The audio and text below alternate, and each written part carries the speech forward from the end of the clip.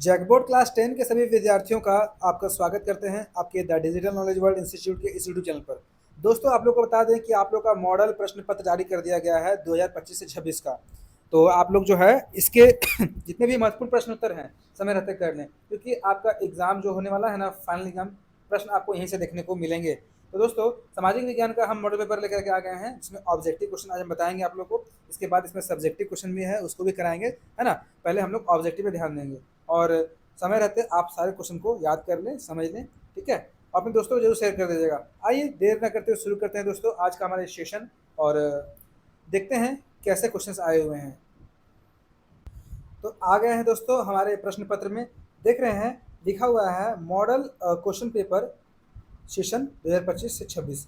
Class 10th वालों को बता दें कि आप लोग का सामाजिक विज्ञान या फिर कोई भी सब्जेक्ट हो, फुल मार्क्स 80 होने वाला है। 3 घंटे का आपको करीबन टाइम मिलेगा, तो आप लोग समय का अच्छा से यूज करेंगे। आइए, बाकी इंस्ट्रक्शन आप लोग को पहले पढ़े होंगे, है ना। दोस्तों, आइए देर न करते हुए लगाते हैं सबसे पहला प्रश्न। देखिए, हमारा सेक्शन ए में आपको ऑब्जेक्टिव क्वेश्चन मिलेंगे करीब 30, ठीक है। और हर एक क्वेश्चन आपका एक एक मार्क्स का रहने वाला है, यानी कि कुल मिला के 30 मार्क्स के आपके ऑब्जेक्टिव होने वाले हैं। तो सबसे पहला प्रश्न देखते हैं क्या लिखा हुआ है। राष्ट्रवाद की पहली अभिव्यक्ति किस क्रांति के साथ हुई थी? तो आपका सवाल है ऑप्शन में, मतलब ऑप्शन दिया हुआ सवाल में, फ्रांसीसी क्रांति, रूसी क्रांति, यूनानी स्वतंत्रता संग्राम, और इनमें से कोई नहीं। तो आपको बता देना चाहेंगे हम कि जो है ना, फ्रांसीसी क्रांति के बाद ही लोगों के मन में राष्ट्रवादी भावना पनपी थी। अभिव्यक्ति जो है सो पहली अभिव्यक्ति देखने को मिली हमारे राष्ट्रवादी विचारधारा फ्रांसीसी क्रांति के बाद, इसलिए इसका आंसर क्या हो जाएगा? ऑप्शन नंबर ए, है ना।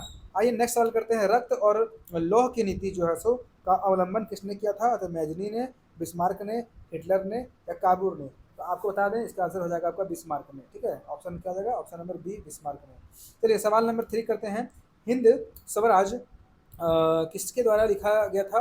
दोस्तों, ऑप्शन है अब्दुल कलाम आज़ाद, महात्मा गांधी, सरदार पटेल और सुभाष चंद्र बोस। याद रखिएगा, हिंद स्वराज की जो पुस्तक है वो महात्मा गांधी के द्वारा लिखा गया था, ठीक है। याद कर लें आप लोग, बहुत ही इंपॉर्टेंट समय है। मतलब समय तो है ही इंपॉर्टेंट है, सवाल इंपॉर्टेंट है ना। सवाल को आप लोग समय रहते देख लो। चलिए, और अगला सवाल है, क्रूर जलियांवाला बाग नरसंहार कहाँ हुआ था दोस्तों? तो अमृतसर में, लाहौर में, मेरठ में, दिल्ली में? तो आप लोग इसका आंसर भली बात जानते होंगे आई थिंक। चलिए बता दें आप लोग को, तो आपका इसका आंसर हो जाएगा राइट, और अमृतसर, ऑप्शन नंबर ए, है ना। नेक्स्ट सवाल चलते हैं, लेट नहीं करेंगे, नेक्स्ट सवाल के चलते हैं। क्या है सिल्क रूट का अर्थ क्या है? चीन और रोम को जोड़ने वाला मार्गों का नेटवर्क, और भारत और अमेरिका को जोड़ने वाला मार्गों का नेटवर्क, या फिर चीन और भारत को जोड़ने वाले मार्गों का नेटवर्क, या फिर एशिया को यूरोप और उत्तरी अफ्रीका से जोड़ने वाला मार्गों का नेटवर्क? तो दोस्तों, आपको बता दें ये जो है ना, एशिया, यूरोप, अफ्रीका तक फैला हुआ था, इसीलिए इसका आंसर हो जाएगा ऑप्शन नंबर डी, है ना। सिल्क रूट का जो मार्ग है, एशिया, यूरोप और उत्तरी अफ्रीका को जोड़ने वाला ये मार्ग था, सिल्क रूट। चलिए सवाल नंबर 5 का आंसर डी हो जाएगा। आइए 6 करते हैं। 6 सवाल क्या है कि आर्थिक महामंदी की शुरुआत कब हुई थी? बहुत ही इंपॉर्टेंट सा सवाल है, इसका आंसर आप लोग कमेंट में करेंगे, ठीक है। चलिए हम आगे बढ़ते हैं। सवाल नंबर 7, आलू अकाल किस देश में हुआ था? तो आलू अकाल दोस्तों आपको बता दें, इंग्लैंड में जी नहीं, आयरलैंड में जी हाँ, आयरलैंड में आलू अकाल हुआ था। आपको एक ट्रिक देते हैं, आ से आलू, आ से आयरलैंड, आ से आलू और आ से आयरलैंड, याद रखिएगा आयरलैंड में आलू का अकाल पड़ा था। सवाल नंबर 8 चलते हैं दोस्तों। भारत में पहला प्रिंटिंग प्रेस किन लोगों के द्वारा लाया गया था? पुर्तगालियों के द्वारा क्या? जी हाँ, पुर्तगाली ही वे लोग हैं जिन्होंने तकनीकी चीज़ों का जो है आविष्कार किया था। तो प्रिंटिंग प्रेस का भी जो है दोस्तों इन्होंने ही आविष्कार किया था, ठीक है, सबसे पहले। चलिए आगे पढ़ने की जरूरत नहीं है, डच नहीं होगा, फ्रांसीसी नहीं होगा और अंग्रेज नहीं होगा। आंसर नंबर 8 का ए, आंसर ए हो जाएगा क्वेश्चन नंबर 8 का, है ना। 9वां प्रश्न देखते हैं दोस्तों। 9 नंबर क्या है? मोटे कपास का उत्पादन कई देशों में किया जाता था, लेकिन बेहतर किस्म के जो कपास है वो कहाँ से आती थी? फारस से, भारत से, चीन से, या फिर सूरी नाम से? तो आपको बता देना चाहेंगे भारत। जी हाँ दोस्तों, भारत।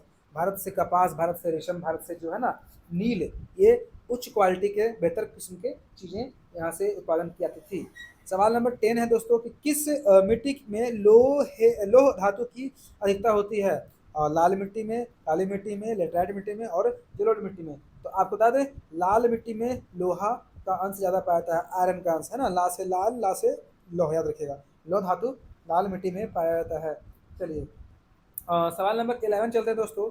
बीज बचाओ आंदोलन क्या था? तो ऑप्शन है ए है रासायनिक खादों से अधिक उत्पादन, टिहरी के किसानों द्वारा बिना रासायनिक खाद के फसलों का उत्पादन, या फिर हरित क्रांति, या फिर पेड़ों को उगाना? सवाल नंबर 11 का आंसर दोस्तों जो हो जाएगा ना, वो टिहरी के किसान, टिहरी एक बांध है, ठीक है, तो टिहरी के किसानों द्वारा बिना रासायनिक खाद के फसलों का उत्पादन करना ही जो है दोस्तों ये है सो बीज बचाओ आंदोलन था। और बीज बचाओ को नर्मदा आंदोलन भी कहा गया था, नर्मदा बचाओ आंदोलन आप लोग को याद रखना है, ठीक है, नर्मदा आंदोलन या नर्मदा बचाओ आंदोलन। सवाल नंबर चलिए 12 चलते हैं।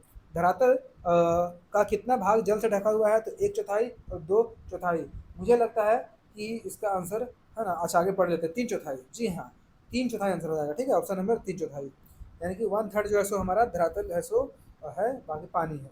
आइए नेक्स्ट सवाल देखते हैं, चौथा, सुनहरा रेशा किसे कहते हैं, यानी कि गोल्डन फाइबर, तो बता देना चाहेंगे जूट। क्या दोस्तों, जूट, जी हाँ जूट, ऑप्शन नंबर बी, रबड़ कपास और कहवा नहीं होगा। अगला सवाल है, इसमें पवन महाशक्ति का दर्जा प्राप्त है किसे, रूस को, चीन को, अमेरिका को और भारत को। सवाल नंबर 14 है, इसका आंसर हो जाएगा अमेरिका। क्या है दोस्तों, अमेरिका, अमेरिका को जो है ना ये महाशक्ति का दर्जा प्राप्त है, मतलब इसको बोल सकते हैं आप विंड पावर, सुपर पावर जिसके पास है, अमेरिका के पास है। चलिए नेक्स्ट सवाल है 15, भारत में जूट उत्पादन में किस राज्य को महत्वपूर्ण स्थान दिया गया है, चाहे है तो जम्मू कश्मीर, पश्चिम बंगाल, उत्तर प्रदेश और महाराष्ट्र। तो सवाल नंबर 15 का आंसर हो जाएगा बी, पश्चिम बंगाल। पश्चिम बंगाल में भारी मात्रा में जूट का उत्पादन होता है, आप लोग याद रखें, बहुत ही इंपॉर्टेंट सवाल है। सवाल नंबर चलते हैं 16 दोस्तों, सबसे लंबा राष्ट्रीय राजमार्ग कौन सा है, राष्ट्रीय राजमार्ग 5, राष्ट्रीय राजमार्ग 7, राष्ट्रीय राजमार्ग 1, इनमें से कोई नहीं। सवाल नंबर 16 का आंसर जो हो जाएगा ना, ऑप्शन नंबर बी हो जाएगा, सबसे लंबा राष्ट्रीय राजमार्ग जो है सो 7 है, NH7 याद रखिएगा, राष्ट्रीय राजमार्ग 7, नेशनल हाईवे 7 बोल सकते हैं। सवाल नंबर 17 है, श्रीलंका में बहुसंख्यक कौन है, तमिल है, शिहली है, बौद्ध है और इनमें से कोई नहीं। तो आपको बता दें कि तमिल शिहली ज़्यादा मात्रा में है, श्रीलंका में शिहली लोग ज़्यादा है, ठीक है, 17 का आंसर बी हो जाएगा। आइए चलते हैं सवाल नंबर 18, पोखरन भारत के किस राज्य में है, राजस्थान में, गुजरात में, पंजाब में और झारखंड में। इसका आंसर हो जाएगा राजस्थान में, राजस्थान में दोस्तों ये पोखरन है, ठीक है, याद रखिएगा। सवाल नंबर चलते हैं 19, संघ सूची, राज सूची, समवर्ती सूची का उल्लेख संविधान के किस अनुच्छेद में किया गया है, तो 5, 6, 7, 8। तो इसका 19 का आंसर हो जाएगा सी, तो दोस्तों सी हो जाएगा, यानी कि अनुच्छेद 7 में, संविधान का अनुच्छेद 7 में किया गया है हमारे ये संघ सूची, राज सूची और समवर्ती सूची के बारे में है ना वर्णन। सवाल नंबर चलते हैं 20, भारतीय समाज माना जाता है एक मातृ सत्तात्मक समाज और एक पितृ सत्तात्मक समाज और एक भातृ सत्तात्मक समाज या फिर इनमें से कोई नहीं। तो दोस्तों याद रखिएगा, पिता जो है ना पितृ प्रधान देश है और पितृ सत्ता को यहाँ पे लोग जो है सो है ना मानते हैं। इसका आंसर हो जाएगा बी। सवाल नंबर चलते हैं 21, भारत किस प्रकार का राज्य है, तो लोकतांत्रिक, धर्मनिरपेक्ष, कल्याणकारी राज्य और उपरोक्त सभी। क्या लगता है आप लोग को, इसका आप लोग को क्या बता सकते हैं, भारत तो लोकतांत्रिक तो है ही, धर्मनिरपेक्ष भी है और कल्याणकारी राज्य भी है भारत, है ना, तो इसका आंसर हो जाएगा ऑप्शन नंबर डी, उपरोक्त सभी हो जाएगा। ठीक, चलिए सवाल नंबर 22 चलते हैं, बाम शेप किसका आंदोलन था, तो किसान का, कर्मचारी का, उद्योगपति का और उपरोक्त सभी। तो आपको बता दें कि ये कर्मचारियों का आंदोलन था बाम शेप, ठीक है, याद रखिएगा। चलिए नेक्स्ट सवाल चलते हैं, राजनीतिक दलों को मान्यता कौन देता है, चुनाव आयोग और राष्ट्रपति या फिर संसद या फिर न्यायपालिका। तो सवाल नंबर 23 का आंसर हो जाएगा ऑप्शन नंबर ए, चुनाव आयोग के पास सारा अधिकार होता है, सारा मान्यता देने का अधिकार होता है राजनीतिक दलों को, है ना, तो राजनीतिक दलों को मान्यता देने वाला कौन है जी, चुनाव आयोग। सवाल नंबर चलते हैं 24 दोस्तों, लेट करते हुए, इनमें किस देश में एक दलीय शासन व्यवस्था है, भारत में, चीन में और ब्रिटेन में और अमेरिका में। तो आप बता पाएंगे क्या है इसका आंसर, चलिए चीन में, चीन में एक दलीय शासन व्यवस्था है, क्या दोस्तों, एक दलीय शासन व्यवस्था चीन में। चलिए सवाल नंबर चलते हैं 25, भारत में लोकतंत्र की सफलता में क्या बाधा है, और गरीबी, मतदान का दुरुपयोग या फिर अशिक्षा या फिर उपरोक्त सभी। तो मैं बता देना चाहूँगा कि भारत में लोकतंत्र की असफलता, लोकतंत्र की सफलता का जो बाधा है यानी कि असफलता का कारण है वो क्या है, उपरोक्त सभी है, ऑप्शन नंबर डी हो जाएगा, ए बी सी यानी कि डी में शामिल हो जाएगा सभी। अगला सवाल है, भारत के किस राज्य के प्रति व्यक्ति आय कम है, उड़ीसा, मध्य प्रदेश, बिहार और केरल। तो दोस्तों आपको बता दें कि जो है इसमें बिहार का प्रति व्यक्ति आय बेहद कम है। चलिए सवाल नंबर चलते हैं 27, रोजगार गारंटी अधिनियम कब लागू किया गया था दोस्तों, 2005 में, 2004 में, 2003 में, 2006 में। तो इसका राइट आंसर हो जाएगा ऑप्शन नंबर ए, 2005 में। कब हो जाएगा दोस्तों, 2005 में, है ना। चलिए नेक्स्ट सवाल है, भारत में मुद्रा जारी कौन करता है?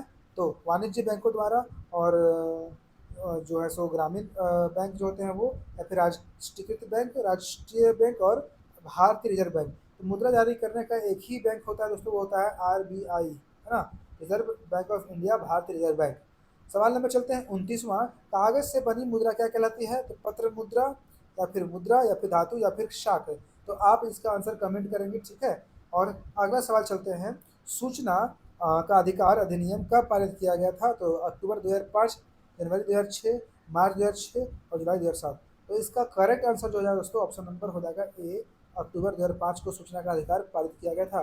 बाकी दोस्तों सेक्शन बी है, सब्जेक्टिव क्वेश्चन है, सेक्शन सी है, सब्जेक्टिव क्वेश्चन है, सेक्शन डी भी है, सब्जेक्टिव क्वेश्चन है। इसका आंसर हम लोग आपको अगले वीडियो में बताने का प्रयास करेंगे। बाकी दोस्तों ये 30 क्वेश्चन आप लोग दोस्तों याद कर लें, सारे क्वेश्चन इंपॉर्टेंट है। मॉडल पेपर में कई बार क्वेश्चन दोस्तों मिलता है ना, पूछा जाता है, सो मिल जाता है, इसलिए इसको आप समय रहते याद कर लें। और जल्दी हम मिलेंगे आप लोग से नेक्स्ट वीडियो में, नेक्स्ट सेक्शन के साथ। इसमें ऑब्जेक्टिव तो हो गया, सब्जेक्टिव कराएंगे, बाकी आप लोग वेट करेंगे। हाँ, चलिए दोस्तों, थैंक यू सभी को, जय हिंद, जय भारत, वंदे मातरम, सभी को जोहार। और एक बार आप फिर से बता देंगे आप लोग को, चैनल को सब्सक्राइब करके रखिएगा और वीडियो को दोस्तों शेयर करिएगा अपने दोस्तों के साथ, अपने क्लासेस के ग्रुप में। चलिए दोस्तों, मिलते हैं फिर से, थैंक यू।